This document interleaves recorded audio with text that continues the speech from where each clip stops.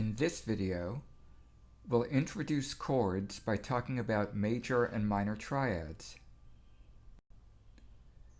You probably already know that groups of notes can combine to form chords. The general name for this is harmony. Things that are harmonious, musically or otherwise, fit together well. In this video, we'll learn how to make the most common chords, major and minor triads. A triad is a chord that combines two thirds, either major or minor, stacked one on top of the other.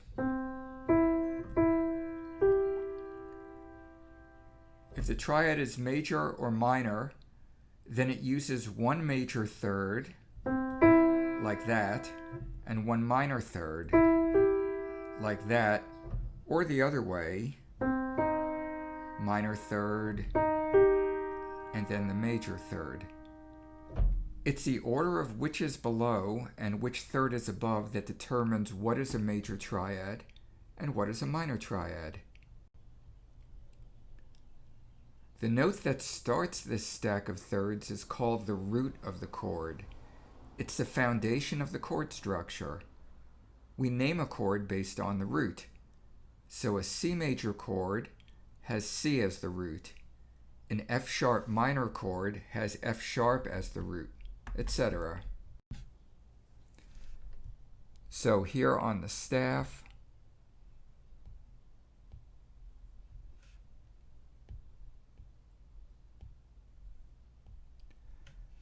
there's C, E, G, piano notes here, and that we call that a C major chord.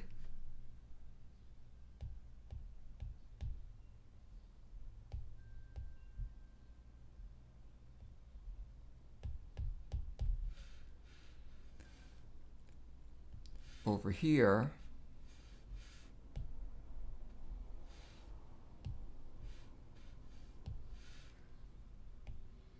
F sharp, A, and C sharp, that's an F sharp minor chord. The important takeaway here is that root, third, and fifth here, root, third, and fifth there, and we name the chord by the note that's the root.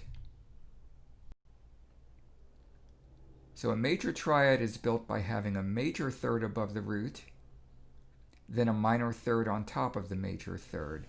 So we just saw that C, E, G makes for a C major triad. C to E is a major third. There are the 4 half steps. And E to G, there are the 3 half steps. That's a minor third. So a major third on bottom, minor third on top of that. C is the root of this chord, E is the third of the chord, and G is the fifth of the chord. Now a minor chord reverses this order. The minor third is first, and then the major third is on top of it.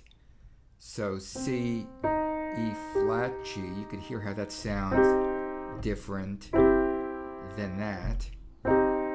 C, E flat, G is a C minor triad because the bottom third, C, E flat, is minor, and the top third, E flat and G, is a major third. So let's look at this both on the staff and on the keyboard. So there is C, E, G, and there is C, E flat, G. So those notes,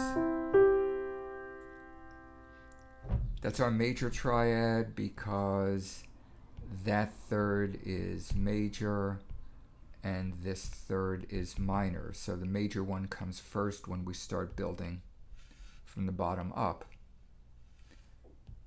Okay, now this one,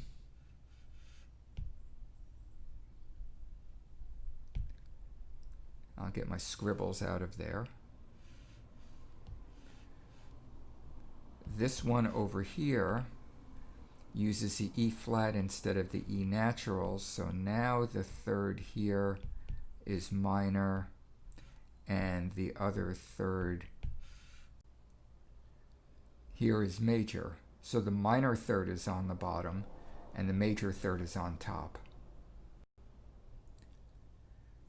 Since we now know how to make major and minor thirds, we can build major or minor triads based on any note as the root. On the keyboard, we can count 4 half steps and then 3 half steps for a major triad, or 3 half steps first and then 4 half steps for a minor triad. One important idea is because they are built on thirds, a triad alternates letters. In other words, C, E flat, and G uses the same keyboard notes as C, D sharp, and G, but the first spelling is correct because the letters are a third apart.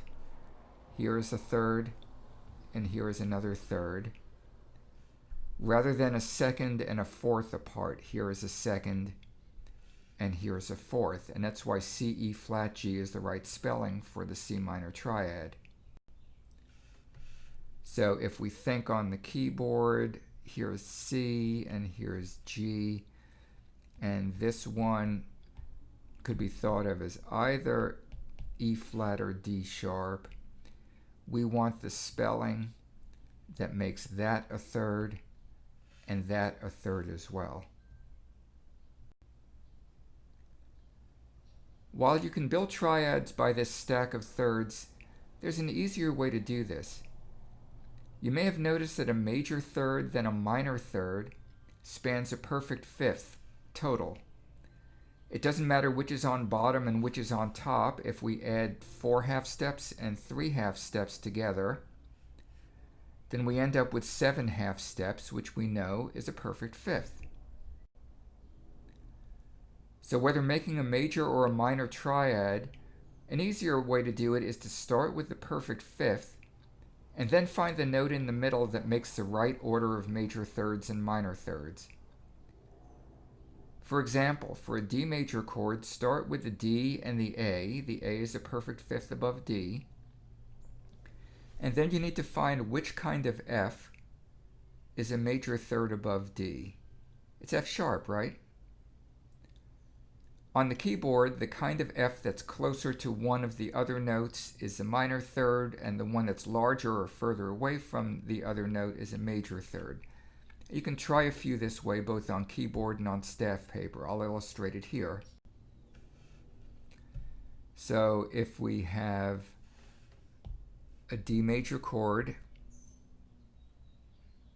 we could start with D and A, and we know there's some kind of F there. What we're not sure of is what the accidental is.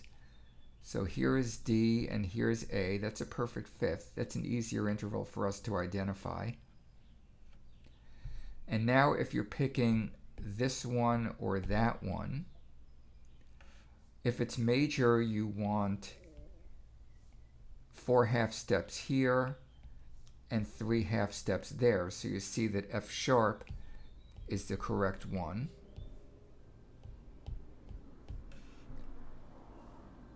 And there it is.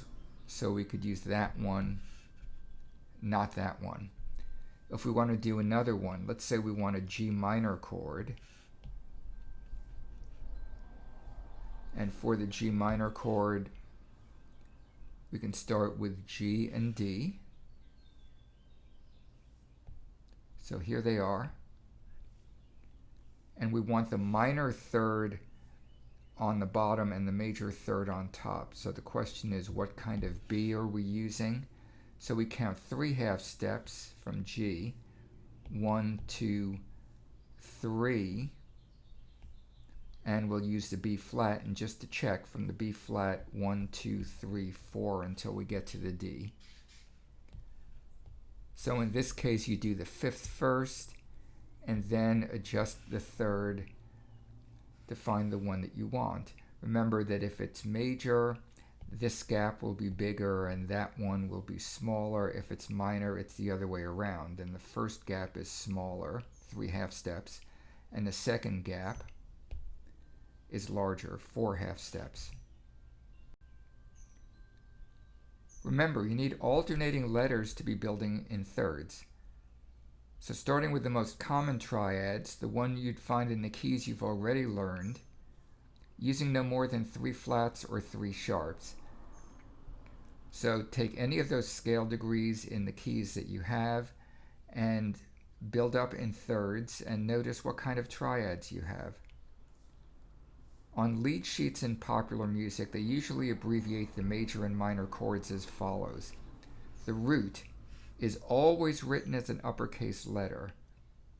If that's all you see, it's a major triad. Think of that as a default. If it's followed by a small m, then it's minor. So if you see just the letter D, think D major. If you were to see a B flat followed by the letter M, small letter, then think B flat minor. There are other variants on this for lead sheet notation, but this is probably the most common way to notate them. There are more advanced topics. We've only talked about major and minor triads. There are also other combinations of major and minor thirds to make what we call diminished triads and augmented triads, and there are other aspects to chords as well. But we're going to stop here. This is enough for you to learn right now. Now go practice.